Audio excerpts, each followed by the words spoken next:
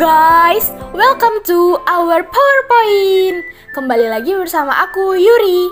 Nah, kali ini kita mau ngadain Q&A nih sama teman-teman dari kelompok 1. Yeay! Topik yang bakal kita kaji kali ini tentang konsep dan struktur kepemimpinan dalam organisasi. Seru kan? Yuri udah kumpulin pertanyaan dari teman-teman loh. Nah, nanti pertanyaannya bakal dijawab sama narasumber. Kalian yang penasaran sama narasumbernya, ini nih Yuri kasih tahu. Nah, ada Mutiara Zelviana Raudah dan Aura Davisama. Oke, langsung aja kita dengerin pertanyaan pertama dari Sutina. Hai, aku Sutina. Aku mau nanya dong, arti kepemimpinan itu apa sih? Bantu jawab ya. Terima kasih. Pertanyaannya tentang definisi kepemimpinan ya.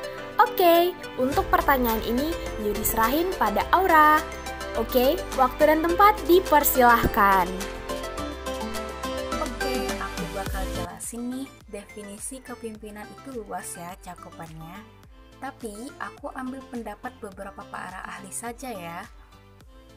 Menurut Stoner, kepemimpinan adalah sebuah proses dalam menggerakkan atau mempengaruhi kegiatan terkait sebuah organisasi atau kelompok demi mencapai tujuan tertentu.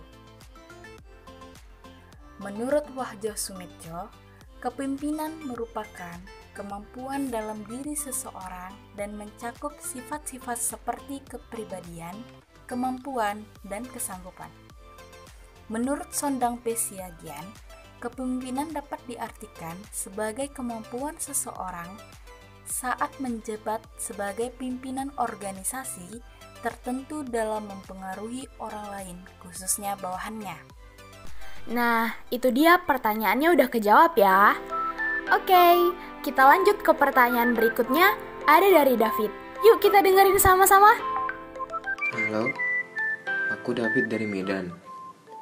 Jadi, aku mau nanya nih, gimana konsep kepemimpinan dalam organisasi? Cobalah kalian jawab ya kan. Makasih. Wah, kelas Medannya kental banget ya. Gak apa-apa, pertanyaan kamu bakal dijawab kok. Yuk simak penjelasannya. Silahkan Mutiara. Jadi, konsep kepemimpinan dalam organisasi yaitu terdapat 5 bagian. Yang pertama, kepemimpinan sebagai fokus proses-proses kelompok. Yang kedua, kepemimpinan sebagai suatu kepribadian dan akibatnya. Dan ketiga, kepemimpinan sebagai tindakan atau tingkah laku. Keempat, kepemimpinan sebagai bentuk persuasi. Dan terakhir yang kelima, kepemimpinan sebagai alat untuk mencapai tujuan.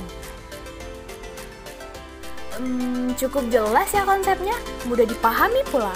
Baik, mari kita dengarkan pertanyaan selanjutnya dari Obed. Hai, aku Obed. Mau nanya nih, struktur kepemimpinan dalam suatu organisasi itu kira-kira gimana ya? Wah, pertanyaan yang bagus tuh. Bicara soal struktur, pasti disertai dengan contoh bagan dong ya biar lebih paham. Oke, langsung aja kita serahin penjelasan dari Aura. Nah, bener banget guys. Jadi, struktur kepemimpinan itu terdiri dari atas, bawah, dan sejajar.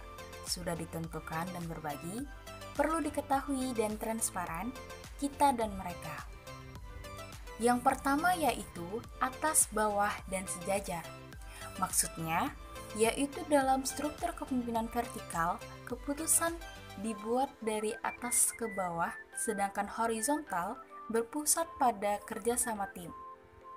Nah, yang kedua yaitu sudah ditentukan dan berbagi.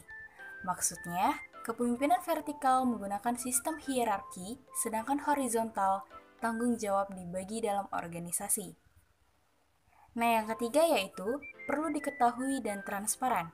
Maksudnya, kepemimpinan vertikal biasanya membagikan informasi untuk hal yang perlu diketahui, sedangkan horizontal menuntut transparansi antar ospek bisnis. Nah, yang terakhir yaitu kita versus mereka. Maksudnya, vertikal dapat menciptakan perasaan kita versus mereka dalam perusahaan. Karena manajer dan karyawan berada pada level yang berbeda. Horizontal mengutamakan bakat keterampilan dari para hierarki manajemen. Nah, ini aku kasih lihat gimana contoh bagannya ya. Keren ya teman-teman pemaparannya. Nah, ini ada pertanyaan lagi dari Sutina yang menarik loh. Yuk kita dengar dan simak langsung jawaban narasumbernya. Hai, aku mau nanya lagi nih. Gimana sih perbandingan antara kedua struktur dalam organisasi? Kemudian apa sih yang membedakan keduanya? Thank you. Langsung aja aku jelasin ya. Jadi letak perbandingan struktur kepemimpinan itu terbagi menjadi dua, yaitu vertikal dan horizontal. Vertikal ialah lebih simpel namun lebih lambat dan otoritas, sedangkan horizontal ia lebih rumit namun cepat dan demokratis. Ataupun teman-teman bisa melihat PPT yang telah disediakan agar lebih mudah memahami dan lebih jelas untuk melihat perbandingan struktur kepemimpinan. Adapun contoh kasusnya, dalam kasus ini perusahaan, yaitu dalam kasus ini perusahaan menginginkan karyawan untuk semangat bekerjanya tinggi dan menaati peraturan bagaimana peran Ibu Hartini selaku pemilik dan pemimpin usaha di Modes Hartini di Jembatan Merah Plaza dalam memotivasi karyawan untuk semangat bekerjanya tinggi dan menaati peraturan yang Ibu bikin serta mengambil keputusan dalam segala hal di dalam usaha Ibu agar tujuan struktur usaha Ibu tercapai dan tujuan usaha Ibu juga tercapai menurut Ibu Hartini. Beliau memberikan contoh-contoh yang baik dalam perilakunya di tempat usahanya tersebut agar karyawannya mencontoh perilaku tersebut dan tidak membeda-bedakan karyawan sehingga karyawan merasa diperlakukan adil, sehingga keputusan yang saya buat selalu anggap mereka untuk kebaikan bersama. Dan menurut Ibu Hartini juga, keberhasilan suatu usaha bisa terjadi jika komponen dalam usaha tersebut selalu semangat dan kompak dalam segala hal yang mereka lakukan, dan antara pemilik usaha dan karyawan terjalin komunikasi yang baik. Nah, jadi itu kira-kira tentang perbandingan struktur kepemimpinan dan juga contoh kasusnya. Wow, bener-bener komplit ya pemaparannya guys. Oke, karena gak ada lagi pertanyaan, maka Yuri bakal kasih kesimpulan buat kita semua sebagai penutup Q&A kita kali ini.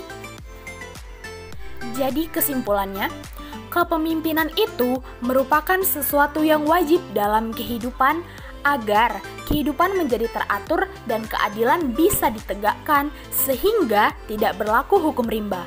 Maka dari itu, seorang pemimpin dalam mengendalikan kepemimpinannya harus mendorong perilaku positif dan meminimalisir semua hal negatif, mencari pemecahan masalah, mempelajari perubahan di sekitarnya, serta mencanangkan strategi yang tepat untuk mencapai tujuan. Kepemimpinan sebagai proses mengarahkan dan mempengaruhi aktivitas yang diberikan dengan tugas dari para anggota kelompok, juga merupakan sarana pencapai tujuan. Pemimpin dalam kehidupan organisasi mempunyai kedudukan yang strategis dan mempunyai gejala sosial yang selalu diperlukan dalam kehidupan kelompok. Nah, itu dia tadi pemaparan atas pertanyaan teman-teman sekalian. Semoga pemaparan ini dapat bermanfaat untuk kita semua ya, amin. Oke, thanks for watching guys. Saya Yuri, pamit undur diri. Burung Irian, burung cendrawasih, cukup sekian dan terima kasih.